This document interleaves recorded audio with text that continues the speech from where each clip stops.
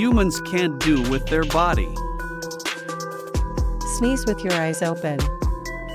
Most people can't keep their eyes open when they sneeze, with the exception of a few people. According to experts, it is the sneeze center of our brain that sends an involuntary reflex to clamp our eyes shut during a sneeze. It happens automatically. One age-old myth claims this is to prevent your eyes from popping out. However, it is actually the body's way of preventing germs from entering the eye. For more videos, subscribe this channel.